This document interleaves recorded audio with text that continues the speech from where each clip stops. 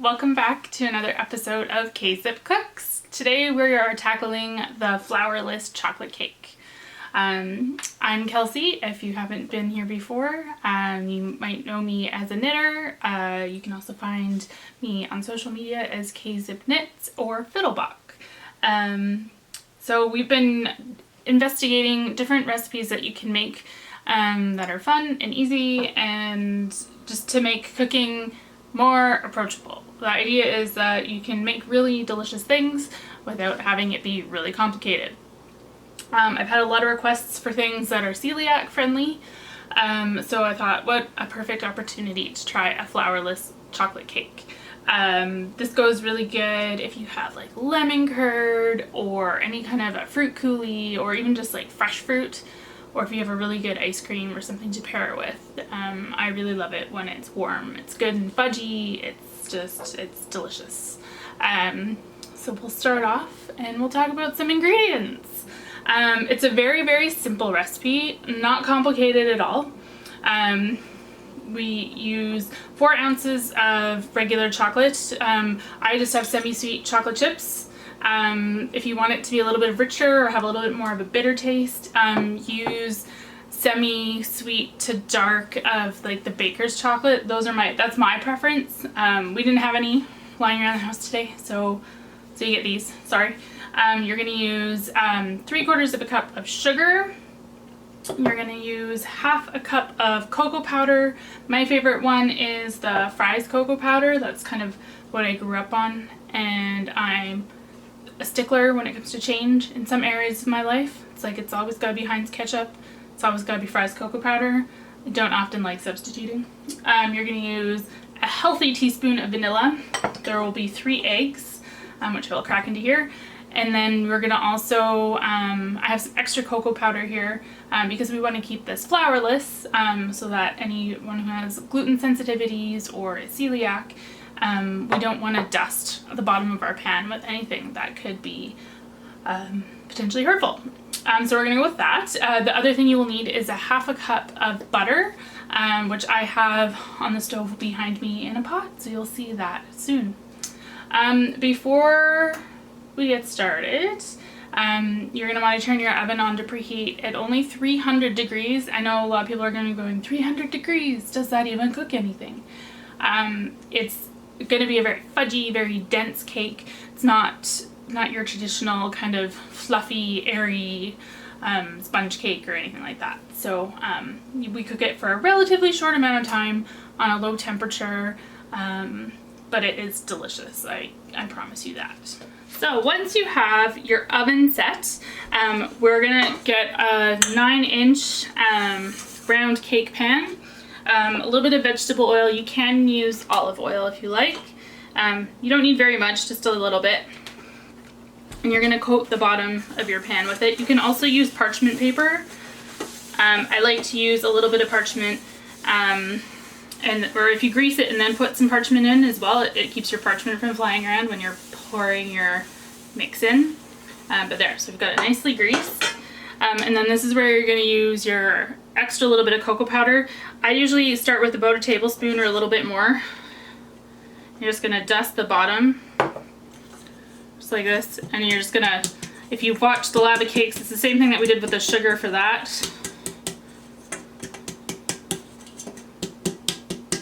You just wanna get everything good and coated. Get the sides coated. I probably put more like 2 tablespoons in this time, it looks like. As you can see, there's a lot of extra.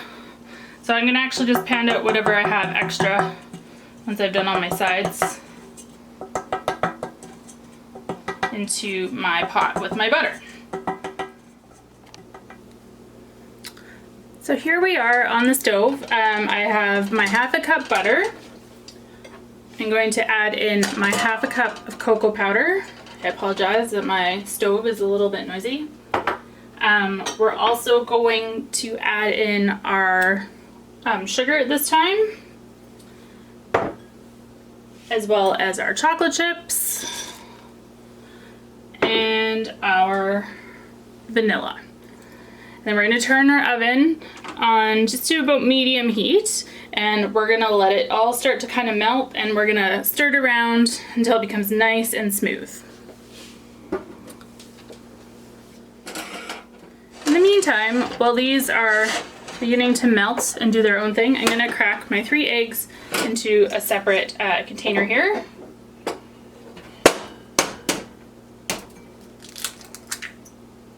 One, 2,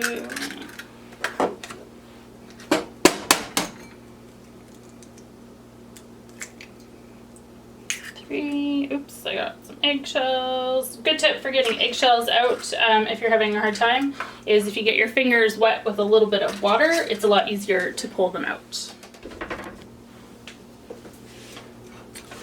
So our batter is starting to really come together here. Biggest thing is you want to make sure that it's good and smooth.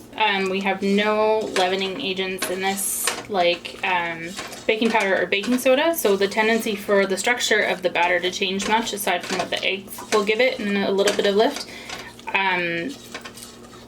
your actual batter's not going to change very much. So you want to make sure that any of the granular sugar is completely melted and has gone smooth. So you can test, I'm not going to put my finger in it because I can tell it's bubbling a little bit, so it's a little bit hot, but you can just put your finger through it a little bit or use like another spoon and you can tell, or if you rub your spatula across the bottom, you can see if it leaves some little specks or not. Mine's looking pretty good here. When I go like this, it's not leaving much behind. So I think I'm going to remove it from the heat. Don't be afraid to, if you need to, if you're getting anxious about burning the chocolate or anything, you can always put it on a lower temperature. It'll just take a little bit longer, but it's not going to actually impact your overall thing at all. It's just going to take a little longer. So I'm going to turn that off.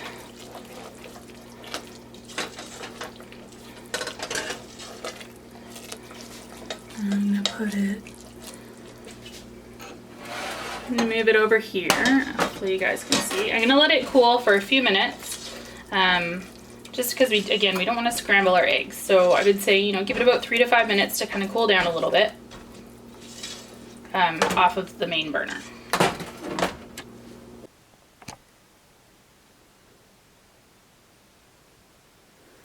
All right, so we've got our chocolate base here. It's cooled off a little bit. You should be able to put your finger in it comfortably, or if you put like a knife or something in it, just to double check to make sure that it's not too hot, because again, we don't want to scramble our eggs when we add them. So the trick to not scrambling your eggs is going to be to have a continuous motion, something kind of like this, as you add them in, and you want to add them in only a little bit at a time. I'm actually going to just give these another little whip. We're going to try to not scramble them on camera, because that would be embarrassing.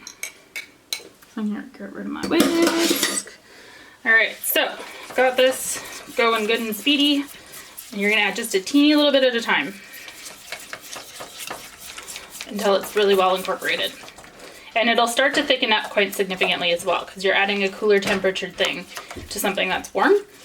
So some of the chocolate in the butter that you're using is going to start to solidify a little bit.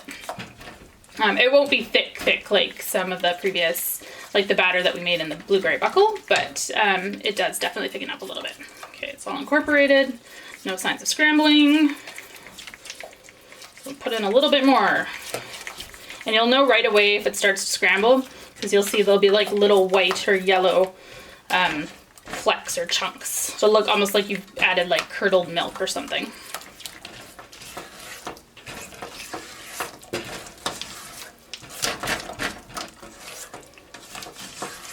Alright, so you should have, see if I can show you on the camera, you should have a nice shiny kind of, it'll stick to itself kind of batter, so it all wants to hang out together, which is great. That's what we want. So now we've done that. Just make sure your burner's not hot. If you have an element like mine, it might not be cool yet, depending how long. So keep in mind that if you set this down like this and your element is still a little bit warm, you can still cook your eggs, which is not what we want, or start cooking your cake. We're gonna bring in our our cocoaed cake pan. Because remember, this is our gluten-free, celiac-friendly recipe, and it should just come out of the pan really nicely, or out of the pot really nicely into the pan.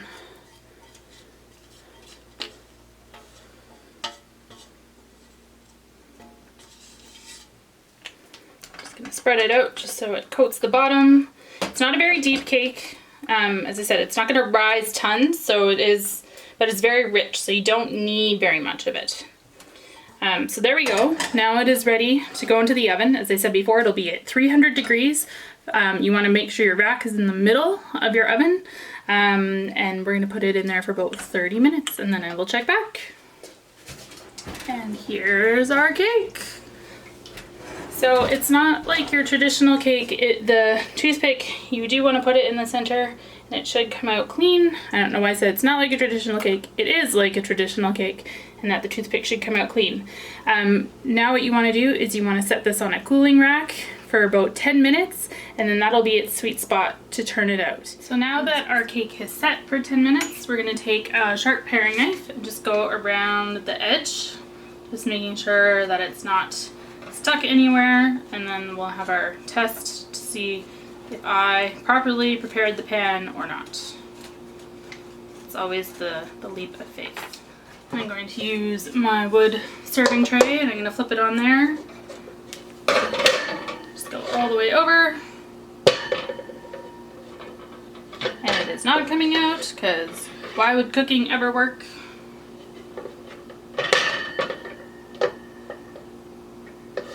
Let's see if it'll come out, not just the rack.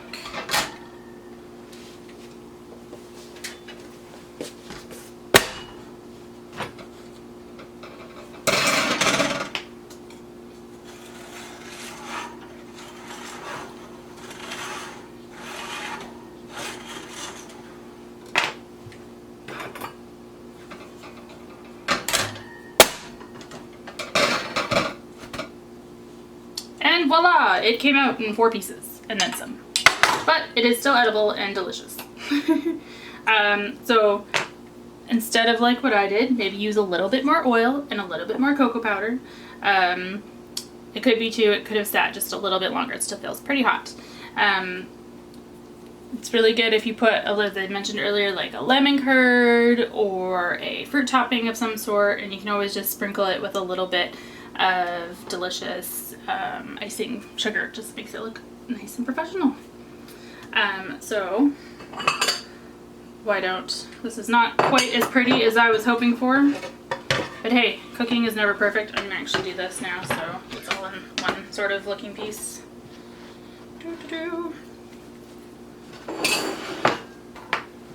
I'll actually cut a proper little piece out. Yeah, I think it probably just could have set a little bit longer. But I want you to see how delicious that looks. Thanks for tuning in, and we'll see you next time.